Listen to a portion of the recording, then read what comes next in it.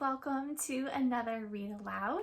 Today we are going to continue reading the Miss Nelson series of books by James Marshall and Howard Allard. Today we are going to read the second book, which is called Miss Nelson is Back.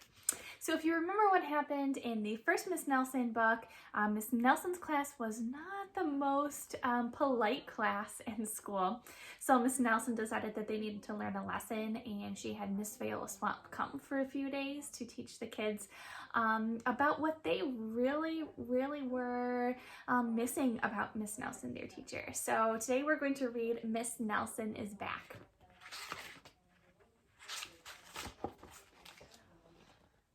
On one Friday, Miss Nelson told her class that she was going to have her tonsils out.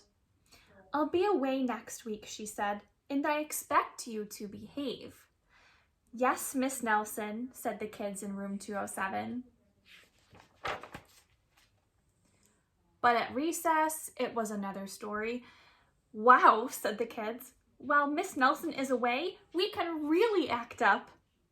"Not so fast," said a big kid from 309. "Haven't you heard of Viola Swamp?" "Miss Swamp is the meanest substitute in the whole world," said the big kid. "Nobody acts up when she's around." "Oh," said Miss Nelson's kids.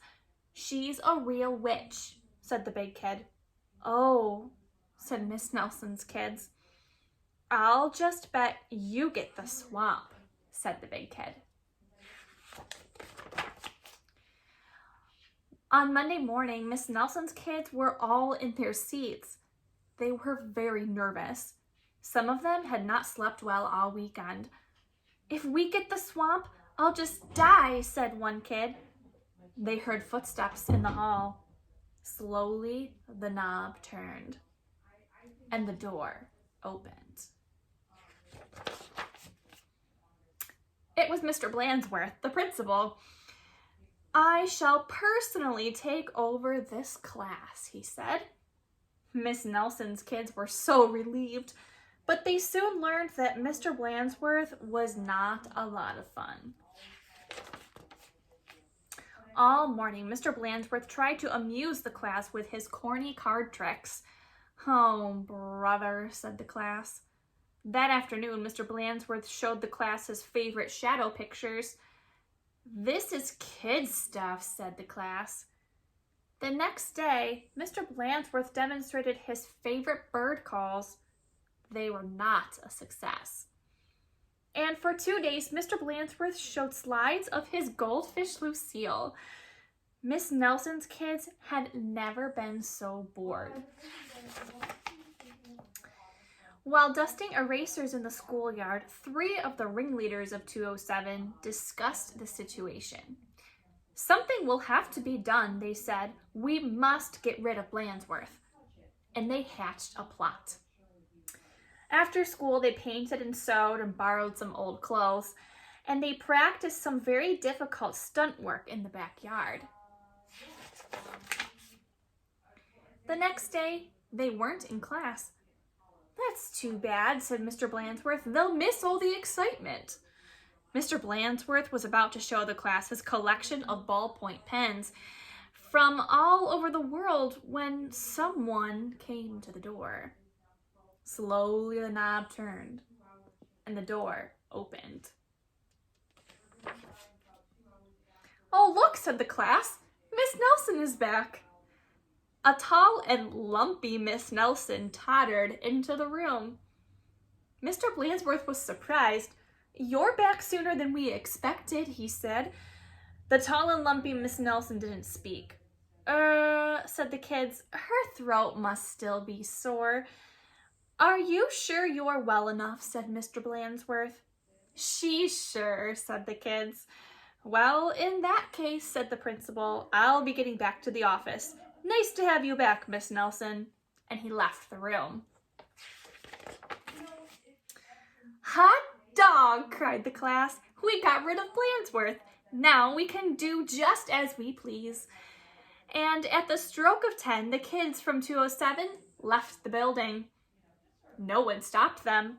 They went straight to the movies where they saw The Monster That Ate Chicago twice. This is really living, they said. Afterward, they went to Lulu's where they stuffed themselves silly, but soon they made a serious mistake. Heading back to school, they passed Miss Nelson's house. Miss Nelson couldn't believe her eyes. "Those are my kids," she said in a scratchy voice. "What are they doing out of school? And who is that with them?" Miss Nelson telephoned Mr. Blansworth to see what was going on. "You're not Miss Nelson," said Mr. Blansworth.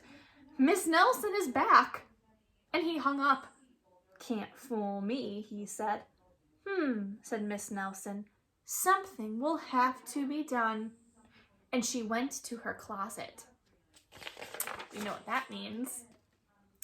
Back in 2007, Miss Nelson's kids were spending an agreeable afternoon. They were very pleased with themselves. "We should do this more often," they said. They did not notice the figure out in the hall. Slowly the knob turned and the door opened. "My name is Viola Swamp," said the lady in a scratchy voice. "Yipes!" cried the kids. "The swamp!" "That's right," said Miss Swamp, "and I'm here to whip this class into shape. Get back to those desks on the double." The class did as it was told. The big kids from 309 were certainly right. Miss Swamp was a real witch. She knew how to get results. The class did a whole week's work in no time. "We shouldn't have gotten rid of Blansworth," they said. "Pipe down," said the Swamp, or... Just then, something under a desk attracted her attention. It was a mask. "Aha!" said Miss Swamp. "So that's your little game." And she tried on the mask just as Mr. Blansworth stepped into the room. "Miss Nelson," said Blansworth, "I'm of the opinion that someone has been impersonating you." "Uh-oh," whispered the kids. "You don't say," said Miss Swamp. "Probably just some kids acting up. I'm sure it won't happen again." And Mr. Blansworth laughed. "And it won't, will it?" said Miss Swamp to the class. "Because the swamp will be watching." A minute later, Miss Nelson appeared. "I'm back," she said. "Hot dog!" cried the kids. "Are we glad to see you?" "Didn't you have fun with Mr. Blansworth?" asked Miss Nelson. Said the kids. They decided not to mention Miss Viola Swamp, but they wondered why Miss Nelson hadn't seen her in the hall. And that is where we are going to end the story.